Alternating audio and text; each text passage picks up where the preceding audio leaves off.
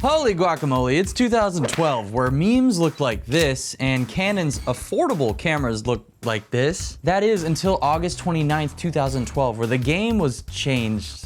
Kinda. You see, kids, Canon dropped the insanely popular 5D Mark II in 2008. Sometimes people are waiting up to an hour just to touch it and use it and shoot it and feel it. And 5D Mark III in 2012. The Canon EOS 5D Mark III is an extremely versatile still camera, as well as being an easy-to-use, professional quality DSLR movie camera. But as we learned in a previous episode, not everybody was stoked about the DSLR craze. Thank you, a little bit longer hair me. Now, this non-stokage is what led Panasonic to create the AG AF100, which is amazing, and we covered it in a past episode. But in typical 2012 fashion, Canon said, "Ain't nobody got time for that," and decided to drop not one, but two bombs on Panny's shiny little dome. And remember, Canon already announced their original C300 in January of that year, so before these new bombs came out. Oh, so we're live streaming? All right, we're live. All right, so the C300 is our newest and our first real digital cinema camera.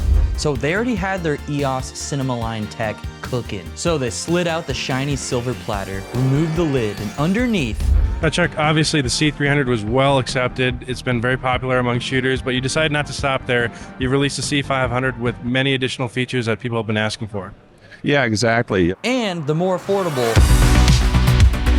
Canon announces the new EOS C100. It's kind of the baby brother to the C300. Perhaps they've changed the game again with the introduction of the C100, which we're talking about today. Seriously guys, we're gonna diving board straight into this super 35mm sensor.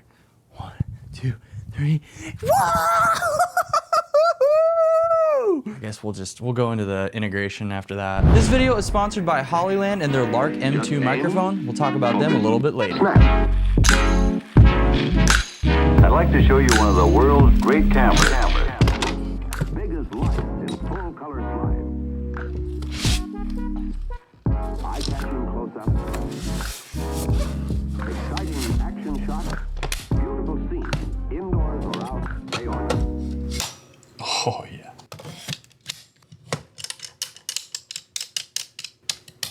I have not used one of these in quite a long time. All right, let's turn this baby on. Fun fact, the Canon C100, the original, was actually the first cinema camera I ever used. Back when I lived in Lawrence, Kansas, I was volunteering at a church. One of my responsibilities was to use one of these cameras to film services. It's still so functional, it's so easy to use. And this one in particular comes with the dual pixel autofocus upgrade. Apparently that was a thing. So I'm gonna go shoot with this thing and make some beautiful art. Right off the bat, this camera just feels amazing to hold in the hand. The ergonomics are great. And since I have the dual pixel AF version, I wanted to see how it works with this beloved Sigma 18-35. Get out of here. It's definitely noisy, but the focus works well. I love this lens. Okay, I'm outside. The screen is, whoa. Not a good vlog cam, we know this. I'm outside in the summer and the screen is basically unusable. Luckily, this thing has a viewfinder on it, although it's very teeny tiny when you look in there. It's pretty clear, like quality-wise, still up to snuff with modern stuff. Looks pretty good, but it's really tiny. Here's my famous reflection test, because I don't have anyone to help me film B-roll. Here's what it looks like when you hold the camera.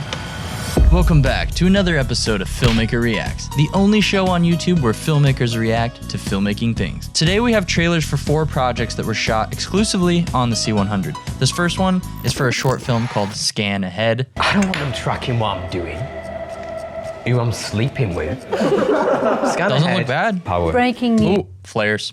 You guys know I love lens flares. I mean, honestly, the film grain, the flares, I like the style.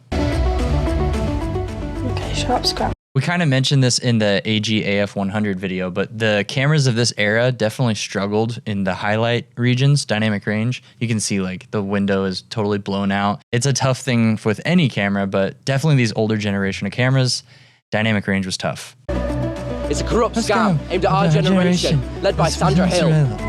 Crowds are said to have reached number 10 by dawn. Hey, that's me right now. This next trailer is for a C100 film called Return of the Thumb. Jo, wann ihr mir vorstellt darf, ich bin der Stefan Bremaster. Funny comedy from Austria. It's a sports film parody, guys. It's very entertaining, well acted and produced. Think Rocky meets Bloodsport meets Happy Gilmore. You know what? I'm in. Geh mal so. I feel like this is something I would want to make. This is awesome. Okay, what I'm noticing about this trailer right away is I don't care as much what it looks like or that it's shot on a C100 because the concept is funny. It's not even in English and I'm entertained. IMDb rating of 8 out of 10. I don't trust those anyway, but next up is A Different Set of Cards. It's an English subs trailer. It's a thriller and award-winning film, as all short films are. I've not seen these. Whoa, that's a cool shot. Holy crap. Dude. 300. What battery? A different set of cards. That's what I was going to do. The battery's not included, so it's simply required. Discoveryfilms.com.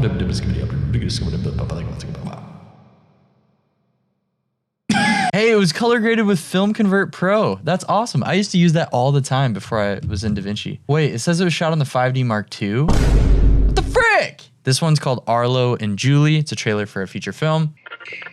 Ooh, look at that quality. Uh-oh. So what's your secret? What? What? You've been with Arlo for 3 years. Oh, that. Yeah, I'm good. It's hard to tell because it's like 4 pixels. It's really old, but it seems like it's lit and shot really well. Who would do this to us? You know, if I had pad thai, I could do this thing. And maybe some egg rolls? What is happening? Well, let's get egg rolls. I hope we get a car out of this. Okay. All right. Okay. But I found an article from the guy who shot this film. His name is Steve Mims, and I found a couple tidbits that I think are kind of cool. So basically, this guy says that he shot a short film test on the C300, but ultimately couldn't justify owning a camera that expensive when he could just rent it. Preach, Stevie, preach. Then he says the Canon EOS C100 comes along in November, and he made the leap. The C100 has the same sensors as the C300 and C500, and delivers essentially the same 1080p signal for less than half the cost. This man knows about affordability. And he talks about how this camera was really good in low light all the way up to 6400 ISO. And that was one of like the main marketing and selling points for the C100 was its bigger sensor and low light sensitivity for video. But it's just cool to go back and see what people were excited about in camera tech just like a decade ago, basically. It's crazy. Honestly, Steve, kudos to you, brother. This one goes to you, man. Good job, Stevie. We love you. Thanks to Stevie, I'm feeling incredibly inspired to make my own little C100 short film. But first, Hollyland's Lark M2 is a tiny solution to a big problem.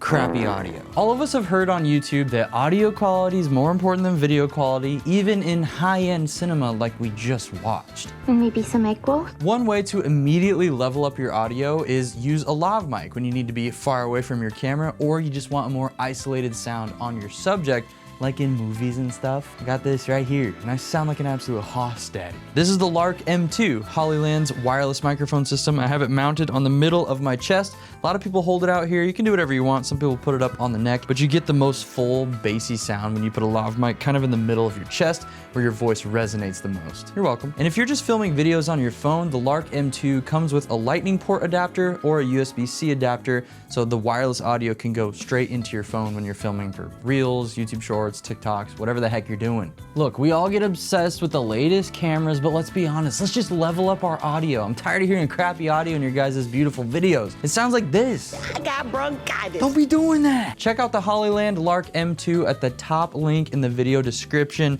Just click on it and check it out for the love of God so I can pay my bills and eat dinner. Thank you. Back to the film, whatever. Okay, here's my little movie.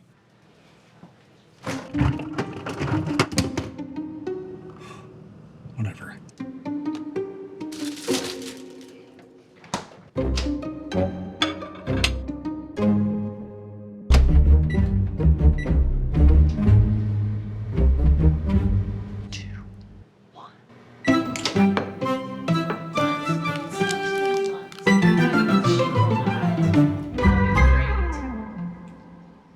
The original C100 was amazing for its time because it fulfilled the need for so many people who weren't stoked about the DSLR small camera revolution, where they were forced to kind of use the modern video technology in these chunky DSLR photo bodies. And Canon absolutely delivered with a camera that had incredible ergonomics and a big sensor, especially for that time. Super 35 was considered a large sensor in a camera that just was a workhorse. It didn't die. It could just get you covered in every situation. Now, in some of these episodes, the camera camera does live up to modern day technology and could still be considered useful even in 2024 and beyond. So where does the C100 fit in today? I want to shout out a guy named Jake Hayden. He has an amazing video on the C100 in modern day, and his footage looks absolutely miles better than anything I showed you in this video. So I would encourage you to check out his video. But basically, I think the C100 would be an amazing first cinema camera for a lot of people out there that are looking for something like $500, $600 just for a cinema camera body that still makes great quality video. The biggest weakness of the C100 compared to modern DSLRs, video cameras, and cinema cameras is the codec. It doesn't have the bit rate and the bit depth that modern cameras have, and probably its biggest strength compared to modern cameras of this price range is the fact that you get internal NDs. That's definitely something on my wish list for all modern small cinema cameras like my FX30, the FX3, and you know what? The C100 does, which is pretty freaking amazing. Text me when you get home so I know you're safe. Like this channel and subscribe to this specific video, none of the other ones. Comment below what next piece of camera gear, that's a sentence, I should talk about and make a video for. I love you guys so much. Thanks for the support on these videos. Also, if you've made it this long, we're gonna rebrand the Retro Review series to a new name. We're currently getting this guy who's freaking amazing to make some new intros for the channel. So if you watch this long, there's a little nugget for you. Very stoked on the future. Love you guys so much. Peace and blessings, y'all. Why am I talking into this? My microphone's here. Frick!